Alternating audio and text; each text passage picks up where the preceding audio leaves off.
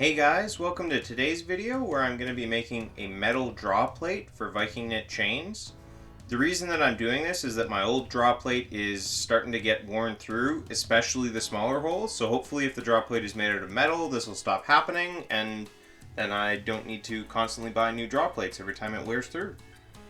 The first thing I'm going to do is measure out the location of where I want my draw plate to sit. I want a little bit of a metal gap on either end of it. And because I'm not using all the holes, I can measure 1 inch from one edge, and then I can use the old draw plate to measure the total distance to the other edge, and then I can set my holes just right in the middle there. Next, I'm going to mark where my holes are going to sit along the length of the draw plate. Because I'm not using the bigger holes, I'm just moving my old draw plate right to the edge of the metal, and then I'm tracing out using a felt tip pen, and then later on I use a nail to scratch it to mark where the holes are going to be. They don't have to be centered on the plate yet because you'll see in a minute what I do to fix that. You can see the felt tip pen wasn't working great, especially for the smaller holes, so I just grabbed a little nail and then I scratched circles into the metal draw plate, which mark the locations of where the holes are going to sit. To center the holes on the draw plate, I first measured the center of my metal, and then I just drew a straight line across it to mark where the center line is.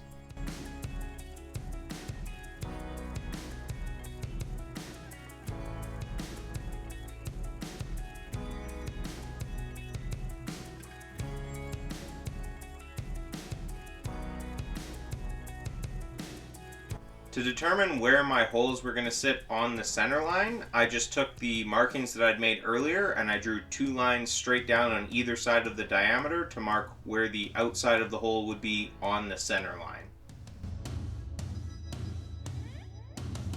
Sorry for the bad video quality here, something weird happened with my camera, but what I'm showing here is before I drilled the holes, I took a punch and I punched out.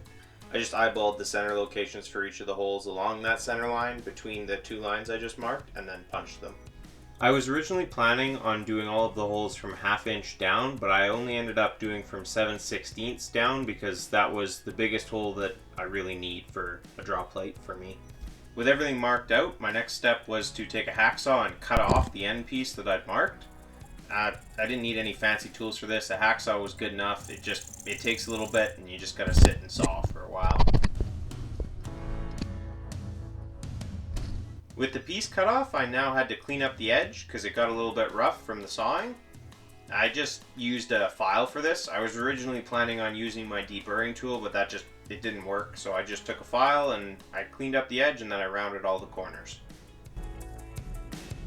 So now that I got the general layout of the draw plate set up, I now have to take steadily larger drill bits and just start drilling holes, starting with a pilot bit that is shiny and new because in my previous video I snapped it off. So I'll start with that and then we'll go from there.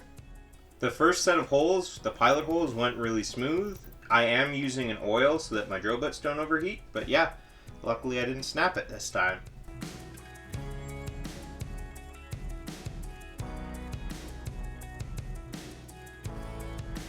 My next drill bit size was 5/64.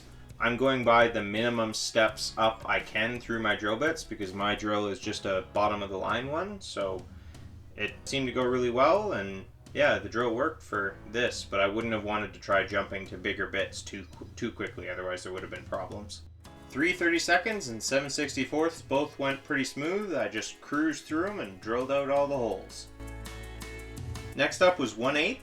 This was the first drill bit size that was a hole size on the draw plate, so I thought it would go well, didn't expect any problems. I was just cruising along right now, and then it broke.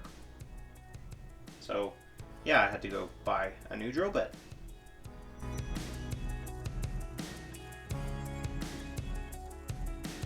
So I got my new bit and I was thinking to myself, okay, that's the problem out of the way, we can move ahead now, and my drill battery died.